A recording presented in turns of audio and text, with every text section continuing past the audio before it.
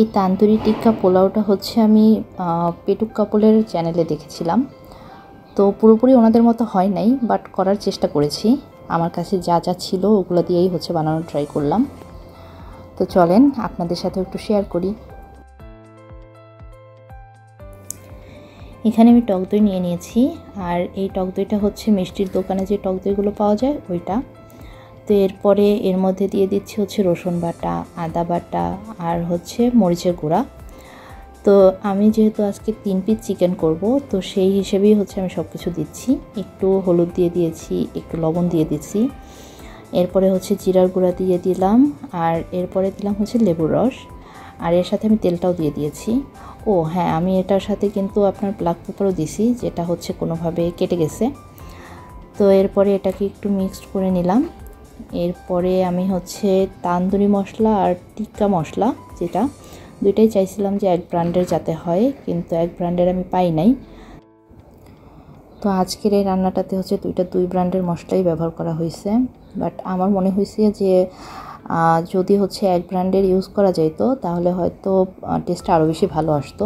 তো আপনারা যদি বানান চেষ্টা করবেন এক ব্র্যান্ডেরই ব্যবহার করতে, যেটাই ব্যবহার করেন বাট এক ব্র্যান্ডের ব্যবহার করার চেষ্টা করবেন। তো আমি এখানে আবার একটু টমেটো সসও দিয়ে দিছি। তো এরপরে এটাকে মিক্স করে নিয়ে তারপরে হচ্ছে চিকেনের সাথে ভালোভাবে মিশিয়ে নিচ্ছি। তো এটা ম্যারিনেট করে রাখবো 1 ঘন্টার মতো। তবে চিকেনটা বানানোর পরে আমার মনে হয়েছে যে আমি যদি আরও অনেক বেশি সময় ধরে ম্যারিনেট করে রাখতাম তাহলে হয়তো টেস্ট আরও ভালো আসতো।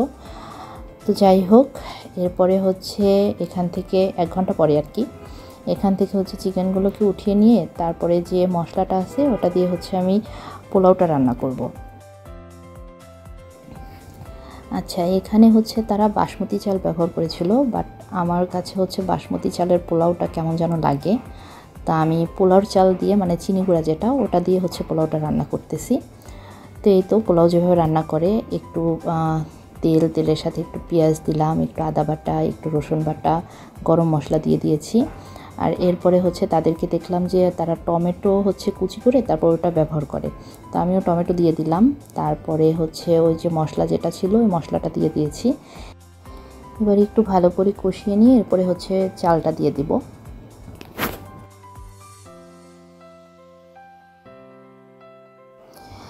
যে কোনো রান্নাই আসলে খুব মন দিয়ে যদি রান্নাটা করা হয় তাহলে রান্নার টেস্ট অনেক বেড়ে যায়। তাতে আপনি হচ্ছে রেসিপি সেভাবে ফলো করেন বা নাই করেন। তো এরপরে হচ্ছে আমি গরম পানি দিয়ে দিছি। আমি 1 পট চাল ব্যবহার করেছি, তো সেই অনুযায়ী হচ্ছে আমি 2 পট গরম পানি দিছি। তো এই তো এরপরে এটা হতে থাক, আমি ততক্ষণে হচ্ছে চিকেনটা রেডি করে নিই। তো এখানে আবার একটু তেল দিয়ে দিলাম। আমি আসলে তেল একটু কম খাই, তাই সব কিছু একটু কম কম দিতেছি। তো একটু তেল দিয়ে দিছি, এরপরে হচ্ছে সেখানে আপনার চিকেনগুলো দিয়ে দিলাম। তো ওনারা হচ্ছে বাটার ব্যবহার করে, বাট আমি হচ্ছে বাটারটা একেবারেই খেতে চাইতেছিলাম না, তো বাটার দেইও নাই আর আমার পাশে বাটার থাকেও না। তো এরপরে হচ্ছে এটাকে এভাবে করে একটু ভাজা ভাজা করে তারপর হচ্ছে তুলে নিব। তো এই তো পোলাও হয়ে গেছে, ওদিকে মাংসটাও হয়ে গেছে। তো এবারে হচ্ছে আমি পরিবেশন করে ফেললাম। তো এই তো আমার তান্দুরি টিক্কা পোলাওটা রেডি, আর খেতে আসলেই ভালো হয়েছে।